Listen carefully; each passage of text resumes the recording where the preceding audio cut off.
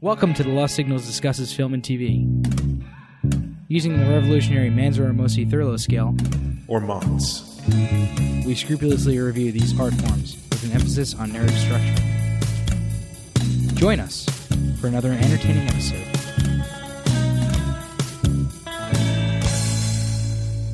Hello, and welcome back to The Lost Signals Reviews, Film and Television. Today we are going to be talking about the new Child's Play, I guess 2019, if you want to call it that. And I am going to be joined. I'm your host, Steve Ramosi. Almost forgot to introduce myself. Going to be joined today by Scott Thurlow. I'll be your best friend forever. And Christopher Morgan. It's a dog-eat-dog world, and where I stand, there just ain't enough damn dogs. Thank you, creepy Chris Morgan. So I think I'm going to throw for the funny log line to Scott. Yeah, so it's just Chucky with an I, of course, instead of a Y, given the nature of it. Chuck-I. Chuck-I, indeed. Yes, exactly. And why don't you continue with the plot there, Scott? Sure. So I guess it's like a soft reboot-ish, a reimagining, if you will, the original Child's Play. So instead of a serial killer inhabiting a doll's body, it's that the dolls are AI sort of linked to children.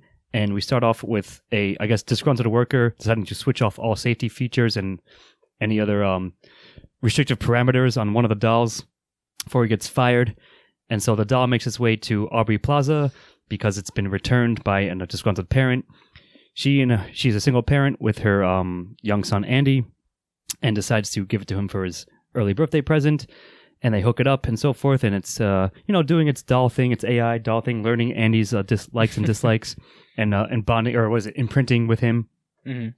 But of course, because it's had all safety parameters off, it quickly starts to learn murderous tendencies and what Andy dislikes. Like, for example, he dislikes his cat, so the doll murders his cat early on, and then murders Aubrey Plaza's boyfriend, and teaches it to...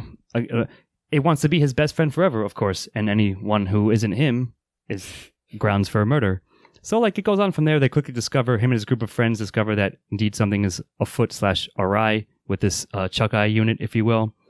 And so there's a race to sort of stop it. It starts murdering, other apartment tenants and so forth. And mixed in there is Brian Tyree Henry as a detective who is sort of, cleaning up or, a couple of the murders that happen. He investigates them, and one of them happens to be his mother, who is also a tenant.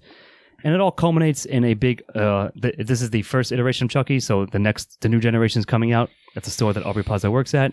And Chucky, of course, sort of takes them over to have his murderous tour army to kill everybody who, again, is not Andy. And in fact, Andy then joins with his friends to fight against Chucky, so it becomes a war against them. And they win. They save everybody. He saved his mom. And of course, the stinger at the end is the dolls are recalled, but of course, flash of evil eyes and the end.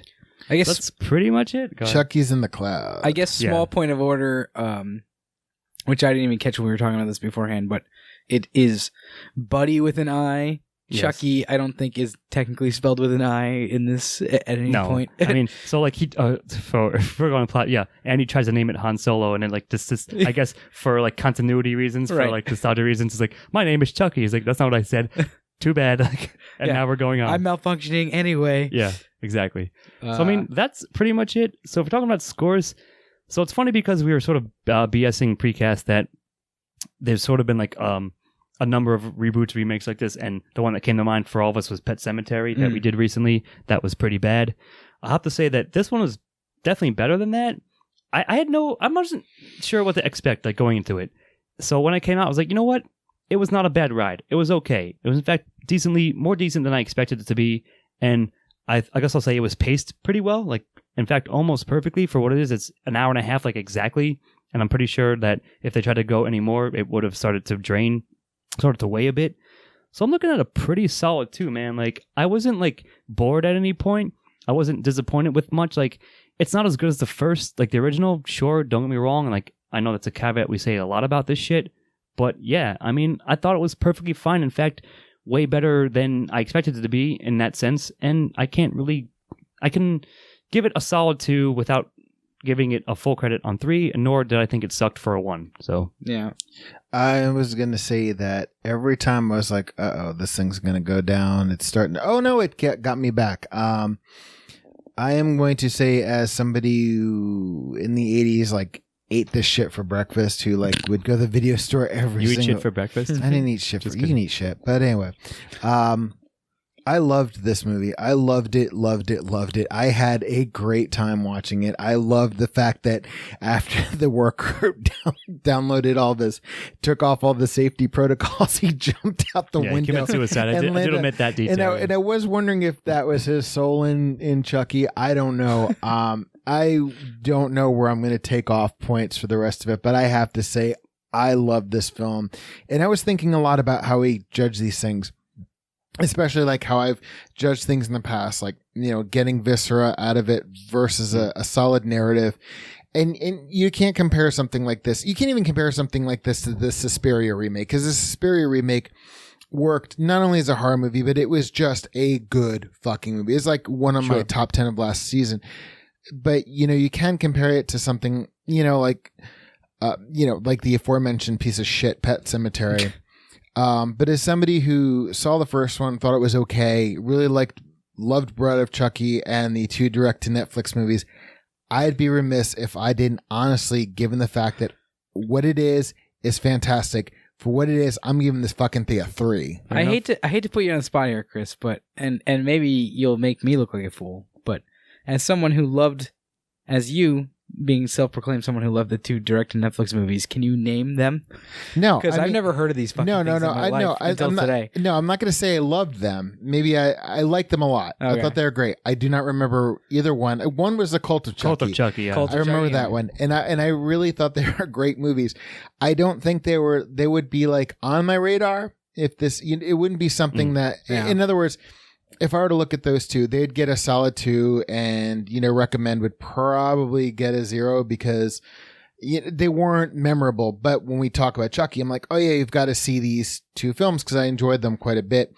But this film, I was going in, I didn't know what to expect. I walked in with the cynical nature, but you throw Aubrey Plaza, Brian Terry Henry, Mark Hamill, and Bear McCreary's music. And did he really do a soundtrack? Oh, he got the yeah. He's everywhere these days. Yeah, and you get those 4 elements, and I'm sold. And all I was going into this and saying, like, please, at least be Hellfest, where it could be an enjoyable ride, but something that you wouldn't.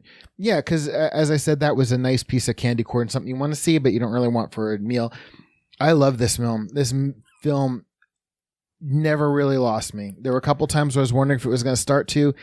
But given what it is, a remake or a reimagining, whatever they fucking call it nowadays, of like Chucky, which I thought was an okay movie. I wasn't like as enamored when I saw it back when I was like in high school. The first Child's Play? The first Child's Play. There's a weird sorry, about that, yes. Yeah. When I saw Child's Play way back when, I liked it. I just wasn't as enamored with it as everybody else was.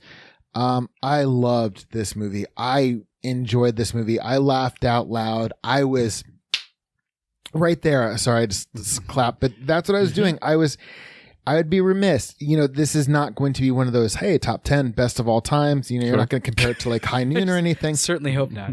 But no, for what it was, I loved this movie. So 3 for you, I'm guessing? Absolutely. Yeah, I enjoyed the ride. I am going to probably give this a 2 because I wasn't as on board at the beginning. You guys might not completely agree with this, but there was definitely an obstacle in my way of believing Aubrey Plaza as like a mom, and I didn't like her in this part as much in the beginning of the movie as I did by the end of it. So like that kind of threw me in the beginning of the movie, which like made it a little bit weaker, and also the kid was not. Like, I wasn't as invested in him in the beginning of the movie as I was as it went on, but the plot... I see what you mean, though. The plot did definitely develop as it went on, and this was I found myself liking the movie more and more as it went. I really went into this expecting it to be trash, and it really surprised me in a really good way. again, not to say that it's I wouldn't call it a great movie by any means. For what it is. But it was enjoyable. It was a fun hour and a half, and like in terms of some other movies that we have seen recently, a la fucking Pet Sematary, I much preferred spending the time on this than I did on that. So I'm gonna give it a 2, and I agree with that. I think that'll close us out for plot. And I like the one little thing where, it's just like Aubrey Plaza didn't look old enough, even though later on you figure she's got to be definitely old enough to have a child. She did say she had a productive. I was going to say she had a productive sweet 16. Productive sweet 16. Yeah, they did put it in there to sort of explain that. Yeah. It was great. I love that was fine. I loved okay, you're not buying this. Okay, we're gonna give you one throwaway line. Oh, and then by the way, we're gonna work in blackmail to it because she's just like, you fucked Susie in the mailroom. How's the wife and kids? Where's the wife and kids? But yeah, so that's gonna do it for the plot. Chris, why don't you continue on with themes? Buyer's remorse. To be honest with you, themes is probably the one thing that I really can't think of any major themes in this. I mean, it was what it was, and any kind of heavy thematic elements, I'm going to throw it back to you guys because personally, this is where I'd probably give it, any points that I was going to take off for plot, I'd probably put it here because I mean, honestly, except for buyer's remorse, everything was kind of just enough to get you, enough to establish the world. I mean, you had this throwaway line for Aubrey Plaza. Yeah, she was a young mother. Yeah, she hooked up with a dipshit boyfriend and apparently given a Maybe he was a really smart boyfriend. You don't know. You don't know who the fuck he was. Nobody saw. No, you mean the current boyfriend? I'm talking about Shane. Yeah. Which we'll Shane. Jesus Christ. Which we'll get to later. But, I mean, it was just they gave enough lip service to, okay, here, she's a young mother. Okay, dad left. Okay, here's a history of mom leaving. You've got just enough to justify everything there. I don't see any thematic elements. My thing of buyer's remorse was the only thing I've got out of it, but as well as a cynical little snip at it. Yeah, but it's not even buyer's remorse. She didn't buy anything. She basically she didn't even buy the fucking buddy. She got it secondhand, essentially. And I love the fact the guy returned. He's like, "You didn't tell me it was a ginger." That was a different one. That laid into a whole other little trope, which I thought was hilarious. I guess, but I don't have any argument for themes. It's just it's a fun horror movie. What were the fucking themes of the original Chucky? Maybe if we go back and watch it, we could pick something out, but I doubt it. It's just it's a originally a cult 80s horror slasher flick essentially, and this one is just an updated modern version of it. You might make an argument for technology going awry, but I don't know, man. What isn't nowadays? Hold on, I think that's the biggest theme in this movie that's explicit is AI and the march forward of technology without the problem is that they neuter it, right? There are what are the Asimov's laws of robotics? It's Asimov, right? I think it's Asimov. Yep. They have those built into them, but this one guy overrides all of them, and I think that's the biggest reason why it's not a more obvious iRobot-esque almost theme or Terminator. They planned for it. He deliberately was no, fuck you. I'm turning off all the safety protocols. But I clearly this is a movie that ostensibly is a warning against AI, right? What nowadays isn't boring. But I mean, I think that's, if there is a theme of this, that would be it. But might be that, but the thing is, they do kind of gloss over it. But I don't think that you can just completely ignore that that's in there. It definitely is. There's even two characters that lampshade all of that as their main point in this fucking movie. Also, for what was her name? Phelan to be badass at the end, which is really cool. That's but awesome. The entire point of his two friends, of Andy's two friends that he gets in this, is to lampshade all the horrible things about technology that this movie kind of talks about. The problem is that they don't go too deeply into it, so I don't know if I'm going to end up giving it a 1. I was going to say, if you want to go on that theme, there's like a dozen other books and stuff I can. There does but there can be other stuff that does the same theme. But what I'm saying is, I'm like thematically, it was like pretty Tinker Toy. I mean, like I said, thematically, that's not what personally for me, that's not what I got out of it. Because it's like, Of course, you saw the setup. I'm like, of course, it's technology go awry. What are you gonna? I don't see this. I don't personally see this as a major theme. Well, here's my rebuttal. I guess to like, I'm more on Chris' side. I'm more leaning towards a 0, only because yes, you said if there's going to be a theme, it might be that. But to me, it was like, all right, so they don't want to do the original '80s one. Is like. It's because a serial killer put his soul into a doll. Right. So, like, that seems like cheesy. So that's all like, supernatural voodoo. Right. So, like, in order to, like, again, it's basically just, like, the excuse to have Chucky happen is, like, why don't we just make it technology, AI? Like, but they're not, like, I feel like they won't say anything about that. It wasn't, like, it wasn't as if that was, like, they deliberately did that. Like, it wasn't like Skynet or anything like that. I don't know. See, like you just actually almost convinced me to give it a 1 because they have the whole rollout of the new generation of Buddy dolls, right? Which is like the march forward of technology in the face of horrible things happening. And yeah, they like you get the feeling at the end of this movie that like they're going to delay it, like this has delayed it and not stopped the march forward of technology, which is almost like a really interesting, comment on consumerism and like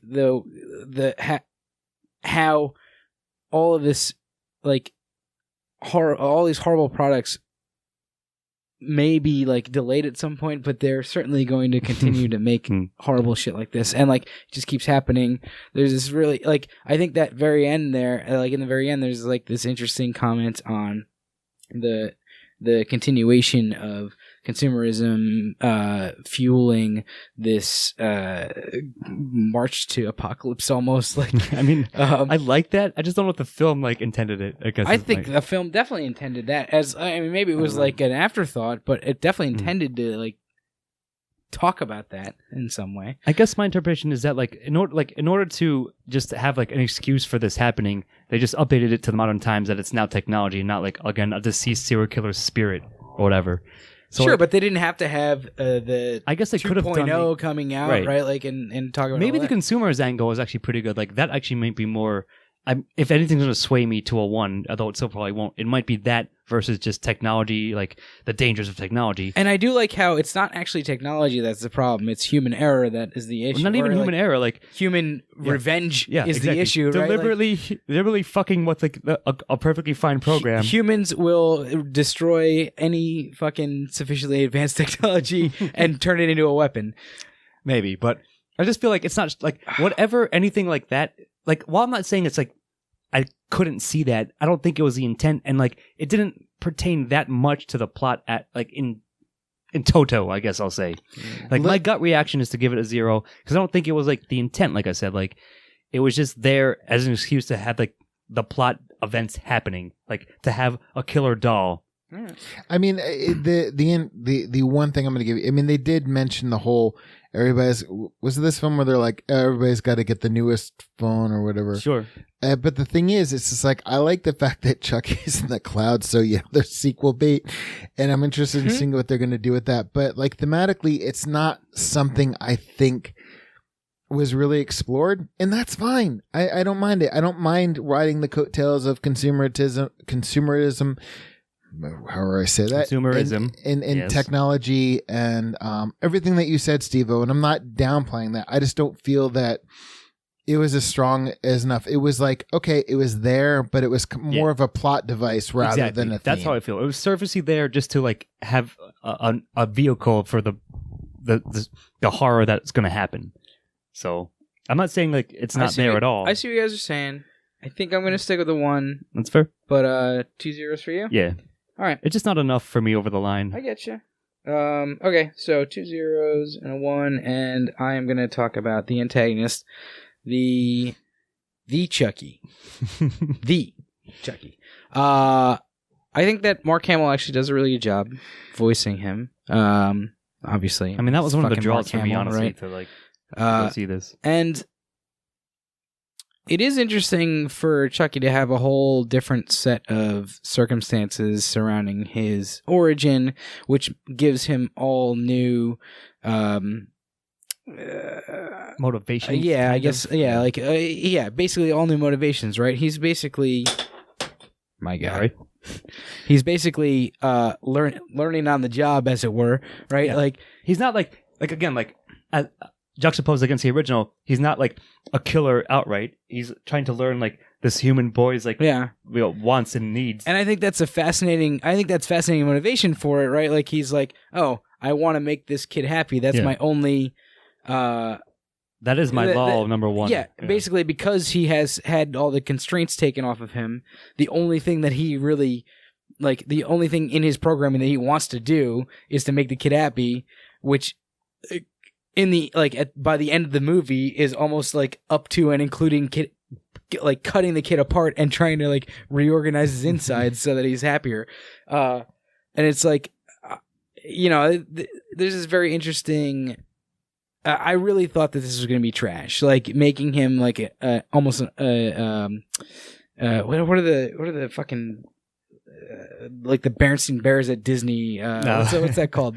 I don't remember, but I know what you mean. Basically robots, but god damn it! Sure, the animatronic shit. Somebody, basically animatronic. Like in all the commercials, it looked like it was going to be slightly too uncanny valley to be like convincing as like anything plausible. that anybody would make, and it almost was to an extent. But I think that was on purpose. I think we'll go to that in style. Though, I think it did a good job. I will say that it makes, like, if you're actually thinking about it, it makes zero sense for any company to make a doll that looks like this, which is what I was thinking, like, kind of the whole movie. But also, I was like, fuck it. Like, let's just watch and see what happens. I think that Mark Hamill does a good job voicing Chucky. Perhaps not up to par as the original. I forget the original actor's name. Brad Dourif.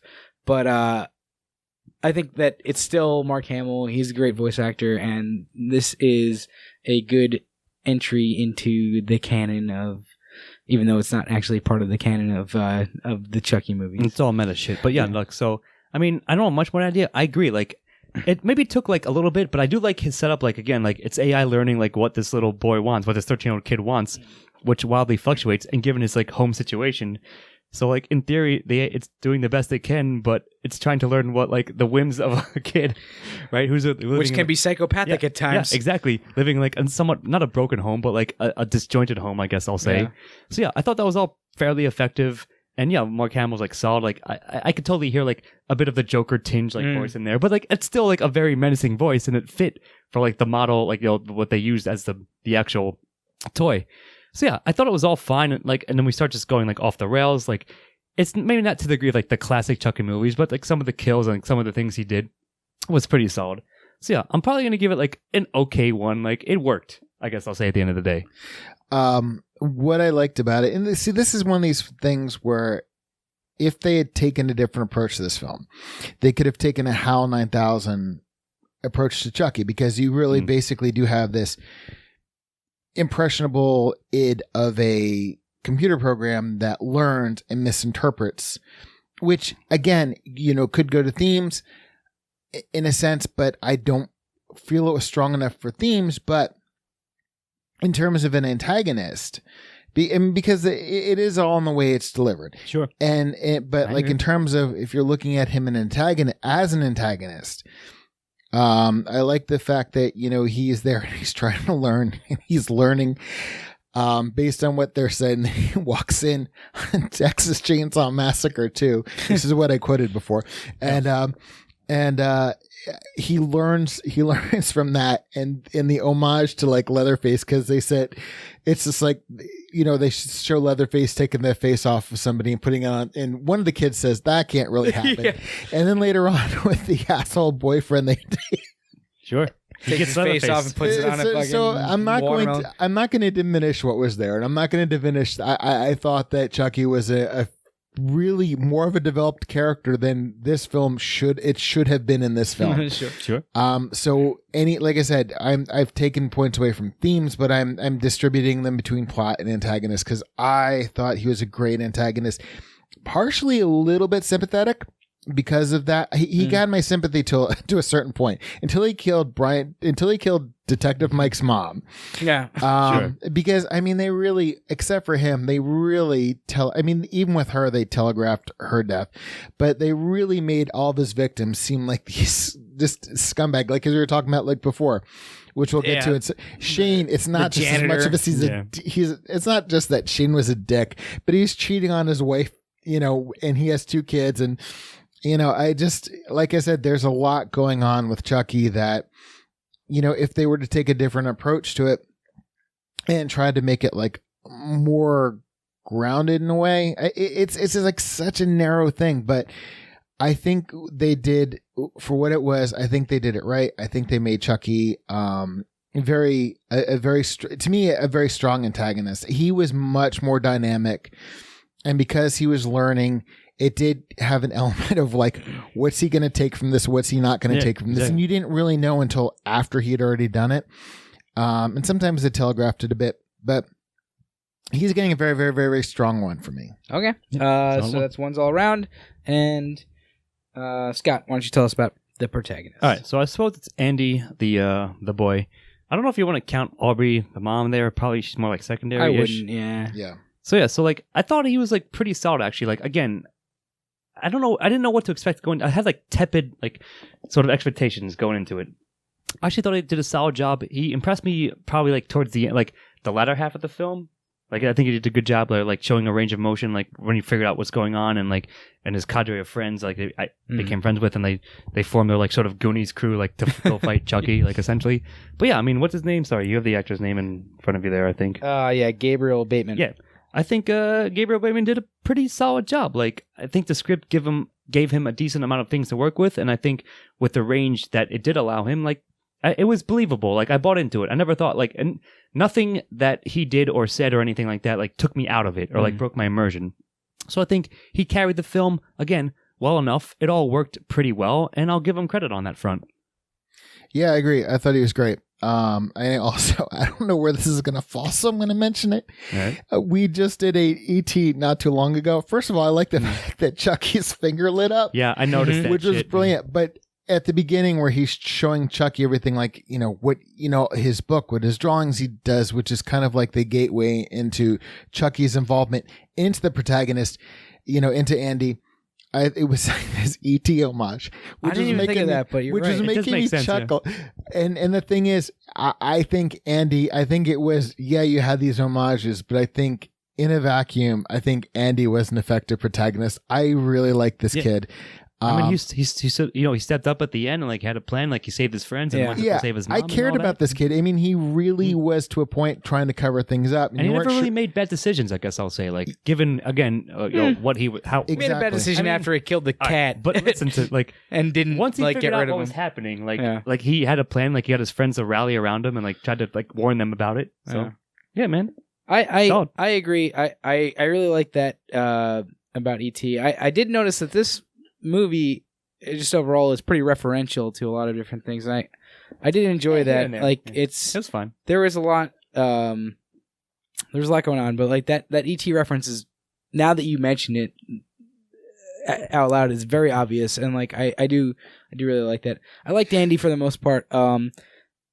He, like Aubrey Plaza's character, actually, he grew on me through. Yeah, I'll second that. So I will give him a 1. It's not going to be like the strongest one in the world, but I think that he did a fine job. Like I said, yeah. Perfectly fine. So that's protagonist. And Chris, why don't you tell us about supporting?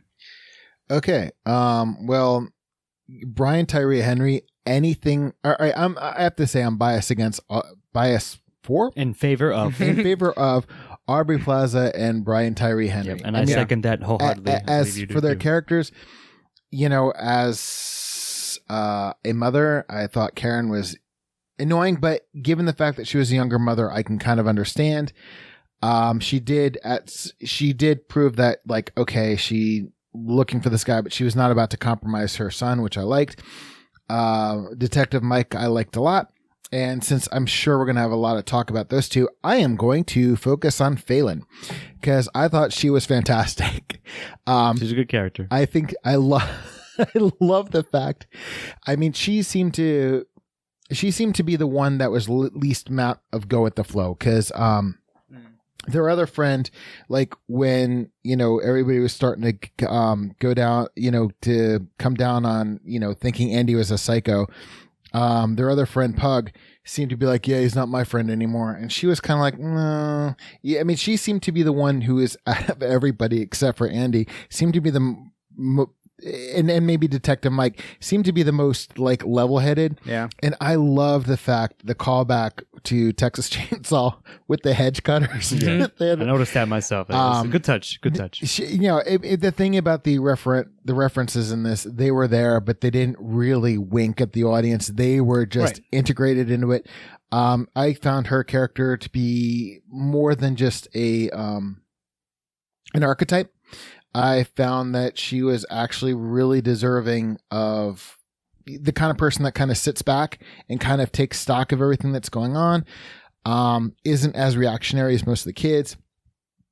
I thought she was a very dynamic character, and she would be all those kids would be really easy to throw into archetypes and make them cookie cutters.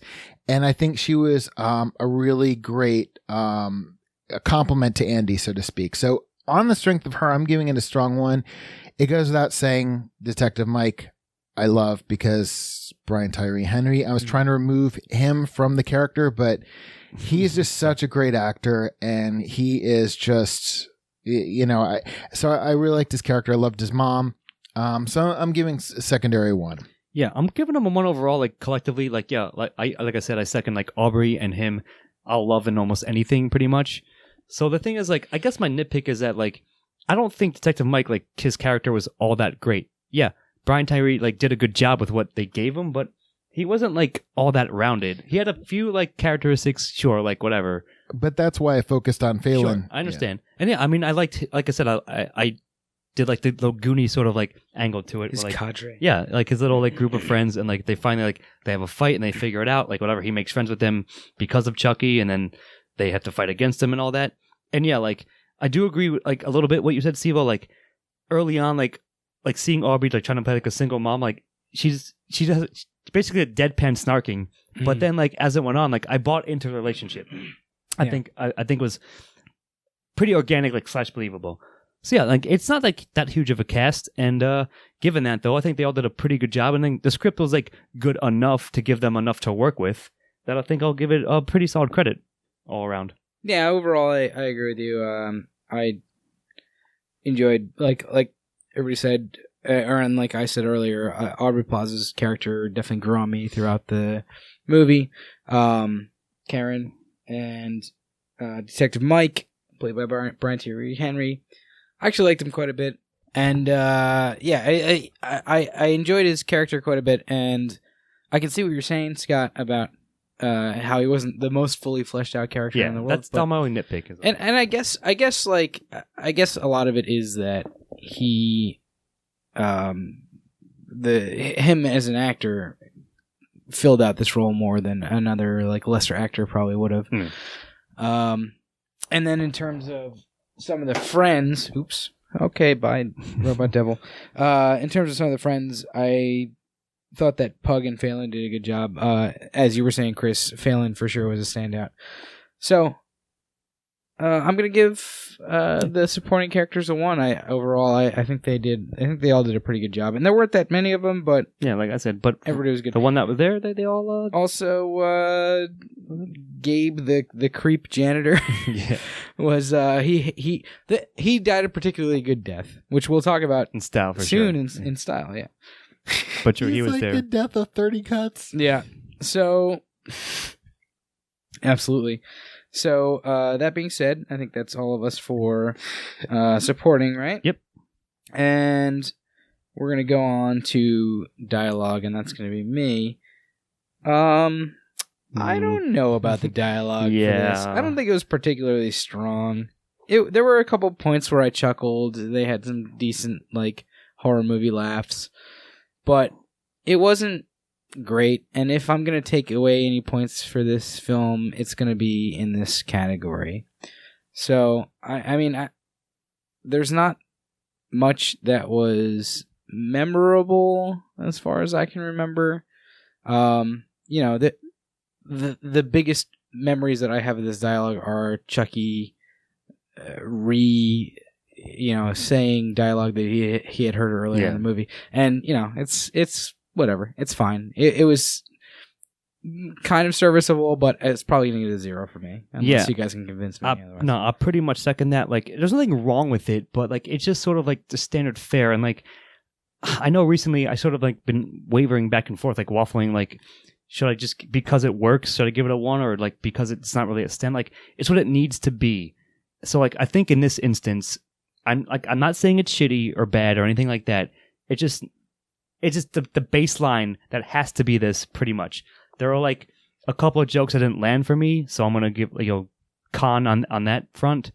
And like, yes, I chuckled like once or twice, but I think I chuckled less than the movie wanted me to. So I think that might be like my final evidence to like just give it like a softish 0. Like, it was okay, like whatever. But I don't think I'm gonna give it credit and give it a 1 for this category. This is probably my softer one. I'm definitely giving it a 1. And maybe that's because I was walking into this expecting this, dialogue to be, But I mean, Scott, to your point, yeah, it was to me, it was what you'd expect, but I feel like it was a little more than what I expected. See, I felt it was like, and I was trying to, when I was watching, I was trying to decide whether it was the delivery or whether it was the actual dialogue, and I did consider the Chucky song as well.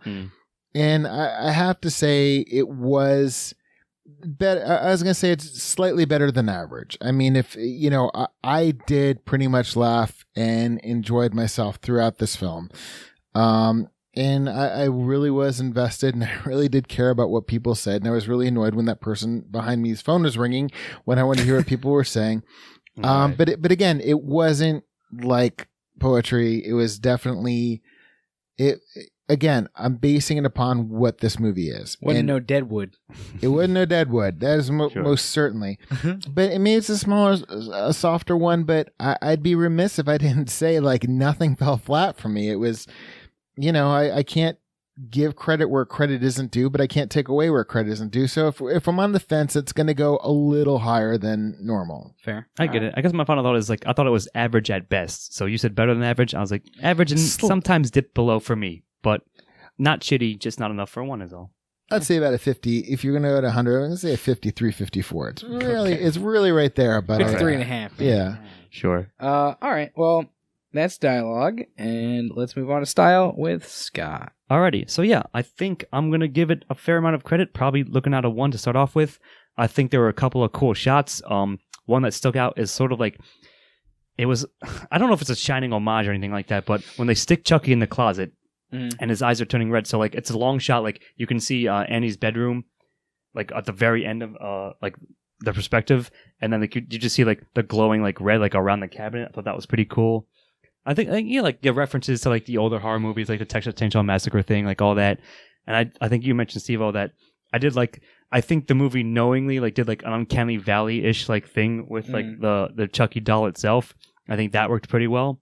And just overall, so I know you mentioned Bear McCree. I had to say, I didn't really like think much of the soundtrack. Like, I didn't know it was him going into it, and now that I do know it's him, I'm sorry, buddy, it doesn't change much. Like, wasn't really stand out. It wasn't terrible, but it was sort of just like there. To me, it was like standard fare, sort of a la the dialogue. But nevertheless, like, I just think the cinematography itself was certainly solid enough, and nothing I thought was, again, off or awry. Like, why did they make that shot? Like, why did they do this there? All worked well. It all flowed very nicely, and don't have much complaints. So I'll probably give it like a decent to solid 1.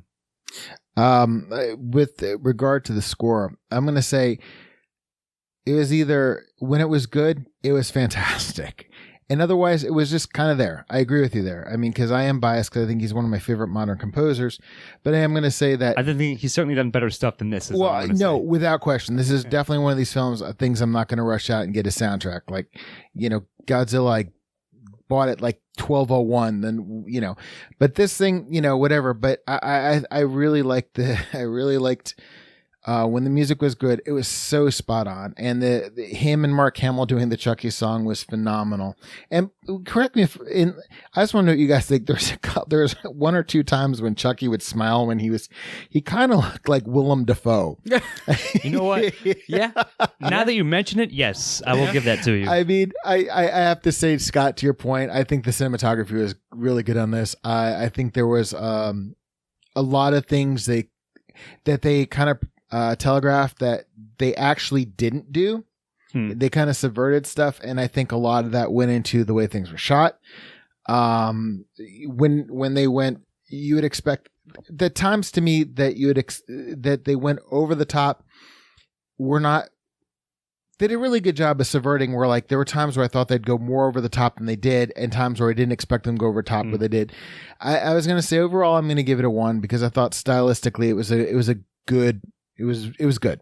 I hear you. Yeah, I actually thought this movie was pretty damn impressive stylistically. There were a lot of atmospheric shots that very much reminded me of like the horror classics. Almost like The Exorcist at a lot of points. Yep. Gotcha. You know, they had the Texas Chainsaw Massacre references in there. They had a lot of other.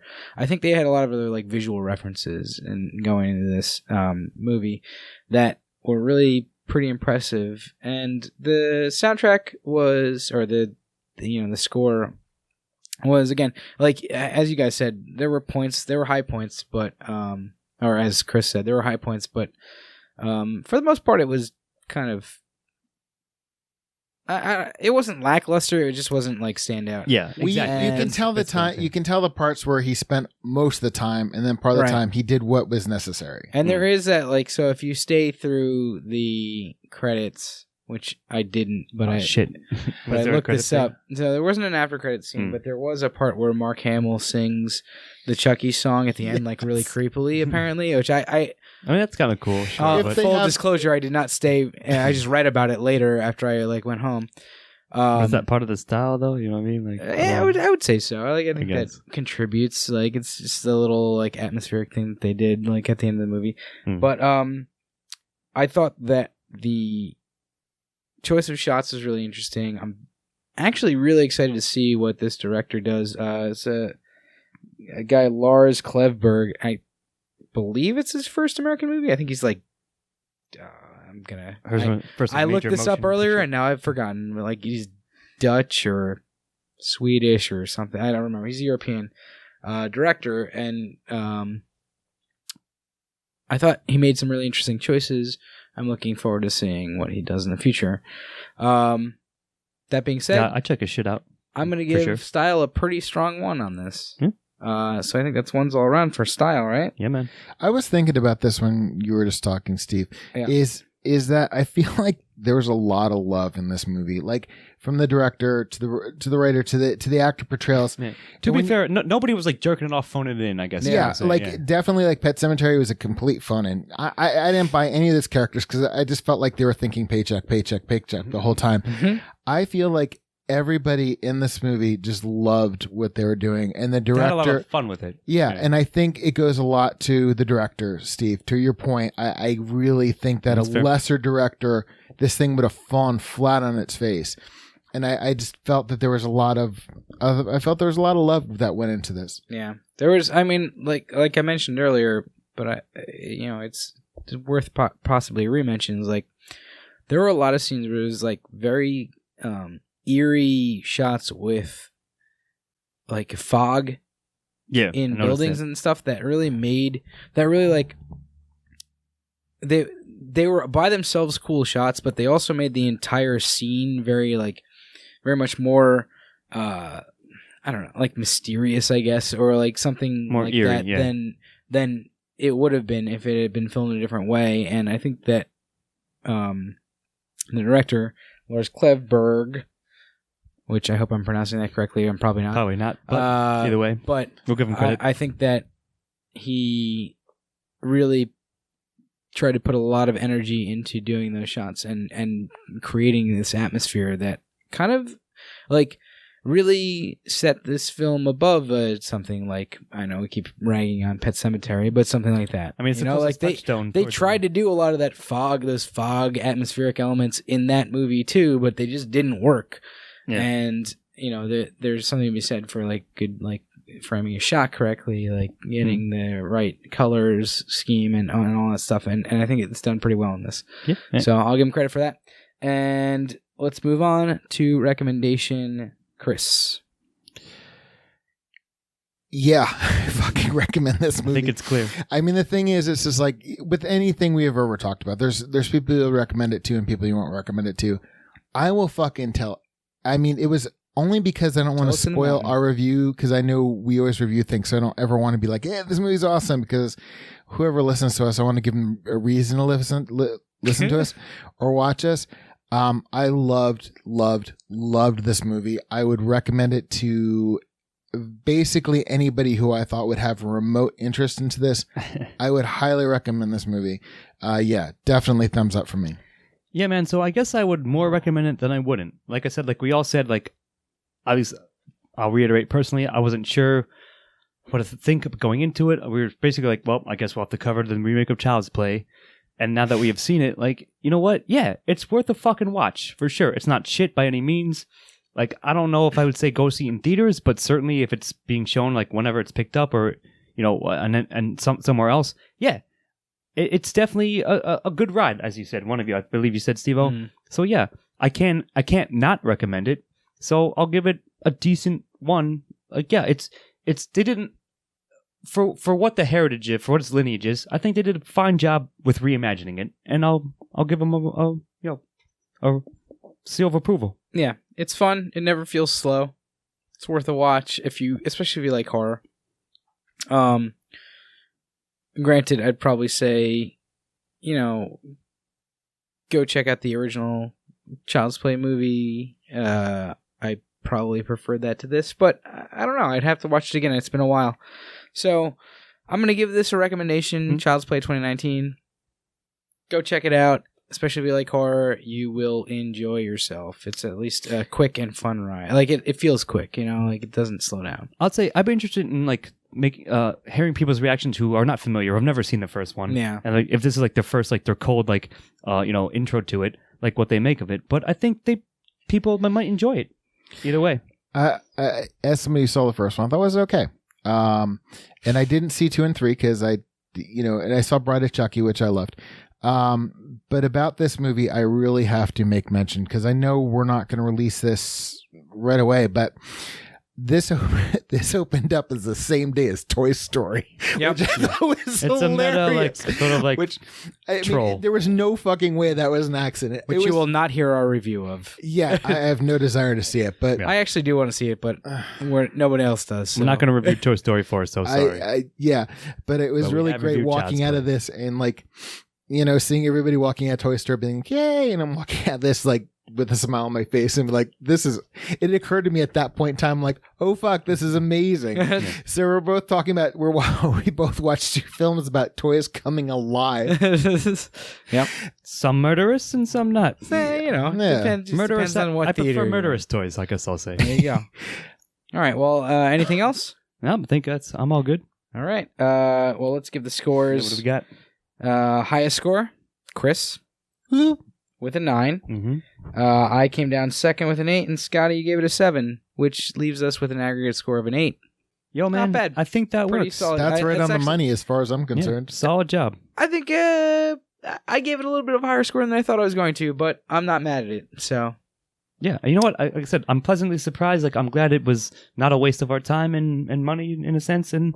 Yeah, I hope it goes on. I really have to say, I mean, because I know Halloween 2018 was basically Kill Everything was like actually the only sequel to the original Halloween, so I don't consider that a remake. But I walked into this with like pretty low expectations. I mean, I expected Aubrey Plaza, Brian Tyree Henry, Mark Hamill, and Bear McCreary. I'm like, oh, I'm probably going to at least give this a 5.